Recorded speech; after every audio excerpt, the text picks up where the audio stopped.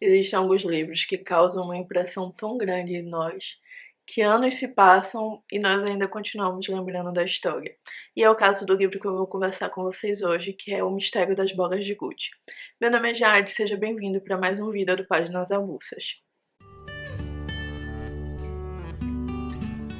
Em 2011, muitos anos atrás, meu professor de redação passou um livro para eu ler, que era O Mistério das Bolas de Gude.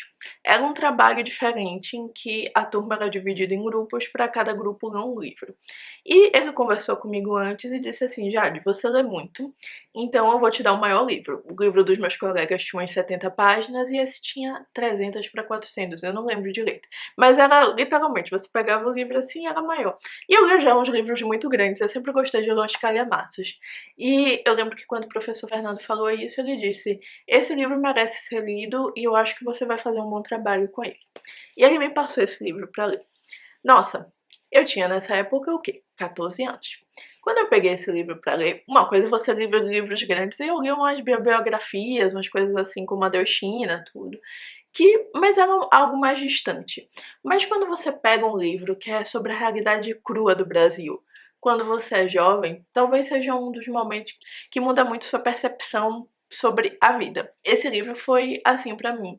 Eu acho que ele foi um divisor de águas sobre muitas coisas do que eu penso e sobre muitas reflexões que eu viria a fazer a partir dele. Mas o que conta O Mistério das Bolas de Gude? O Mistério das Bolas de Gude é um livro escrito pelo Gilberto Dimenstein, que é um jornalista brasileiro. Ele foi publicado originalmente em 2006 e ele vai contar a história de muitas pessoas excluídas e marginalizadas dentro da nossa sociedade. Um foco que perpassa muito pela obra são histórias de pessoas exploradas sexualmente, meninas principalmente, e levadas à prostituição. E é um livro muito cru, porque são histórias reais escritas na forma de um livro, mas é um livro extremamente bem escrito. E ele vai evidenciando os paradoxos da nossa sociedade entre quem está disposto a dar muito dinheiro para explorar aquelas vidas das formas mais sujas possíveis e aquelas pessoas que não têm nada além de se vender. Tem uma história que chama a atenção de meninas que se prostituem por centavos, porque era a única forma delas não morrerem de fome. Eu resolvi falar sobre esse livro hoje porque passou-se muitos anos. Nós estamos hoje, esse livro foi escrito em 2006, nós estamos agora em 2025, ou seja, é um livro de quase 20 anos de escrita. É um livro que fazem muitos anos que eu li, mais de uma década, mas é o tipo de livro que eu acho que é importante nós recordarmos, porque nós sempre parecemos esquecer, olhando nas redes sociais, pessoas quando têm determinados níveis de privilégio. E eu aqui não estou dizendo que você que está me assistindo, você é rico. Mas possivelmente você tem muitos mais privilégios que a grande parte da população brasileira, assim como eu. Não estou falando aqui em termos só de privilégios de viagem, roupas caras, não é nada disso. Existem alguns privilégios que nós não refletimos sobre eles. O privilégio de nós nascermos e termos uma casa, o privilégio de nós termos roupa, de nós termos comida dentro do prato, de nós não precisarmos muitas vezes nos vendermos. E todos esses privilégios parecem ser anulados muitas vezes quando as pessoas colocam sob perspectiva só redes sociais e vidas absurdas que nós passamos a consumir nos últimos anos. Não é normal em um país com o nível de desigualdade que o Brasil tem, você chegar numa rede social e ver influenciadores anunciando jogos de azar que tiram das pessoas praticamente todo o rendimento deles. Hoje nós precisamos entender que existem Brasis diferentes e que muitas vezes nós temos uma dificuldade em perceber isso do ponto de vista prático. E eu digo isso muito mais para quem é jovem. Quando você é jovem, você é um jovem de classe média, você tem um hábito só de se comparar por cima. Você vê aqueles exemplos absurdos de pessoas tendo vidas extremamente luxuosas e acha que aquilo é a vida das outras pessoas e diminui todos os ganhos que a tua própria vida tem. Mas essa não é a realidade da grande população brasileira. A grande parte da população brasileira sobrevive com um salário mínimo ou menos. São pessoas em zonas muitas vezes rurais ou então nas cidades com menores condições de vida. São pessoas marginalizadas e para as quais não existe essa romantização que nós fazemos da vida. Esse livro, para mim, um dos pontos que mais chama a atenção é a forma como ele trata da prostituição. As meninas que são levadas para o caminho da prostituição aqui, elas não fazem uma escolha. Elas não são as do job que o povo posta no Instagram Instagram que escolhem estar naquela vida estão muito bem. Não, vender o corpo tem um custo. Elas fazem aquilo por necessidade, por miséria mesmo, e elas sabem e sentem na pele o custo da exclusão e o custo social disso, que é o que eu sinto que não é feito hoje em dia. É falar sobre o trabalho infantil, sobre os processos de escravização de crianças aqui, sobre todas as formas de exploração que resultam na atividade criminosa, e todas essas formas são como acontece na vida real, sem a figura do romance. E quando nós chegamos no mundo virtual, que parece em todo o tempo querer negar o mundo real, é importante nós recordarmos de obras como essa, que falam sobre a vida que está acontecendo com grande parte das pessoas. É importante nós entendermos que criança trabalhando é bonitinho no Instagram, você vê criança posando para foto, trabalho infantil, criança fazendo publicidade.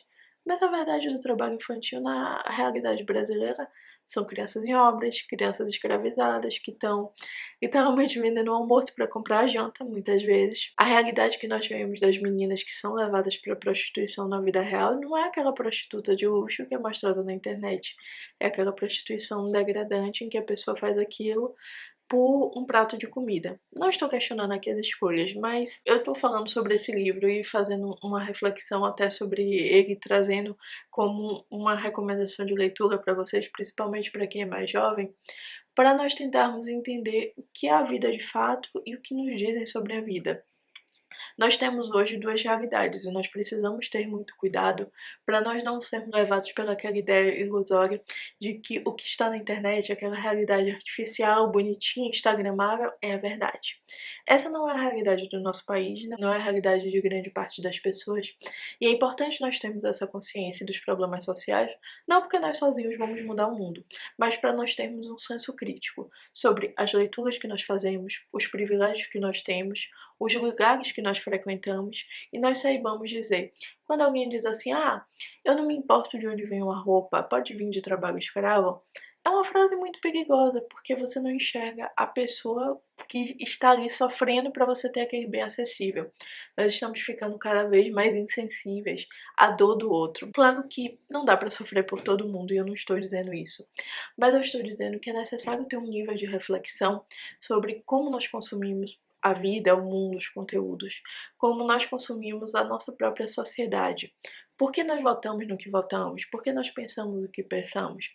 Nós precisamos ser seres humanos mais reflexivos do que somos hoje. E todas as vezes que eu vejo postagens muito absurdas sobre vidas muito absurdas, eu sinto a dificuldade que se tem de falar para as pessoas mais novas sobre o que é a vida de verdade, sobre o que é trabalho de verdade, sobre o que é esforço de verdade, o que é desigualdade de verdade, e não mediado pela internet. Eu acho que trazer livros como esse, ler livros como esse, ajuda a formar caráter. E é por isso que eu trouxe essa recomendação. Eu sinto que esse livro ajudou muito a formar sobre o meu caráter como pessoa, como eu via muitas vezes pessoas em situação de rua e marginalizadas. Esse livro me ajudou muito a colocar em perspectiva o sofrimento de quem era diferente de mim, que ele não teve níveis de acesso que eu tive. Eu sabia que tinha faltado coisas na minha vida, mas ao mesmo tempo foi um ponto de virada para eu conseguir me colocar no lugar de que, mesmo faltando coisas, eu fui uma pessoa extremamente sortuda por tantos outros aspectos.